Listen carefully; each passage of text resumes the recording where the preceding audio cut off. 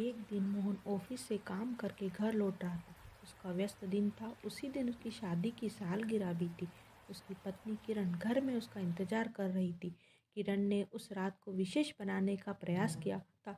घर से निकलते समय मोहन लेट हो गया था और उसकी बाइक भी खराब हो गई थी, जिसकी वजह से वह बस स्टैंड जा रहा था। जब वह बस स्टेशन पर पहुंचा तो बादल गरजने लगे और बारिश शुरू हो गई।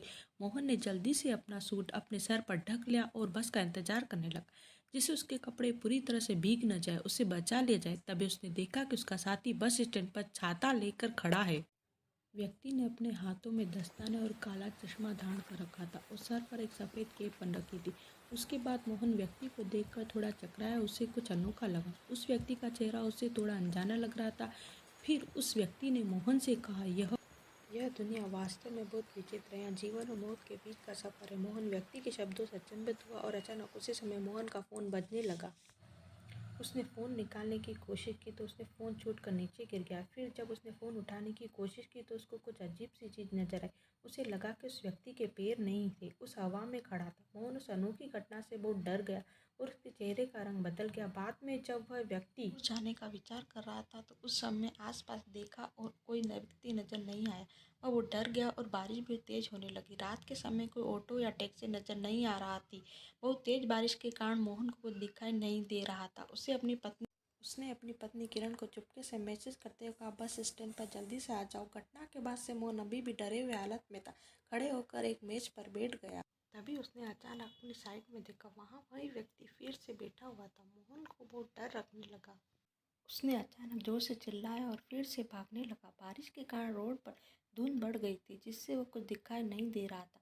बाद में वह खुद आकर रोड पर खड़ा हो गया और फिर अचानक से बिजली चमकी। उस व्यक्ति को फिर से उसी रोड पर खड़ा होते देखा। उसने अपनी काली चश्मा उतार कर हाथों में ले लिया। उसे उतारते ही उसकी आंखें बहुत ही काली दिखाई दी। उससे खून टपक रहा था। वह व्यक्ति बहुत डरावना लग रहा था। तभी मोहन ने अचानक से पीछे मुड़कर देखा। बस की आवाज़ आ रही थी। उसे बस भी दिखाई दे रही थी। बस रुकते ही वहाँ पर भीड़ जमा हो गई और अपनी जान बचाने के लिए उसे बस की ओर जाना पड़ा।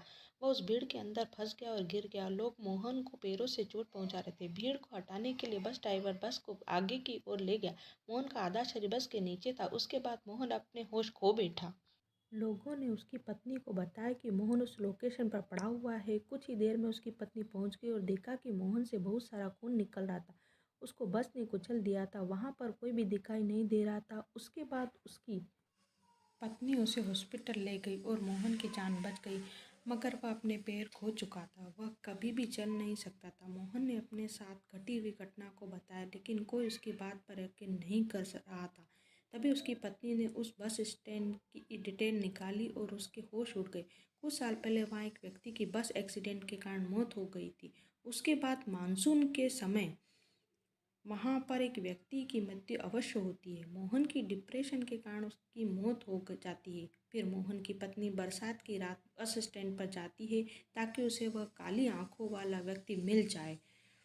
मोहन की पत्नी ने सोचा कि वह व्यक्ति किसी के नीचे आकर मर गया होगा और उसे पूछना चाहती थी कि वह लोगों के साथ ऐसा क्यों कर रहा है, लेकिन वह व्यक्ति उसे आज तक नहीं मिला और आगे भी नहीं मिल सकता।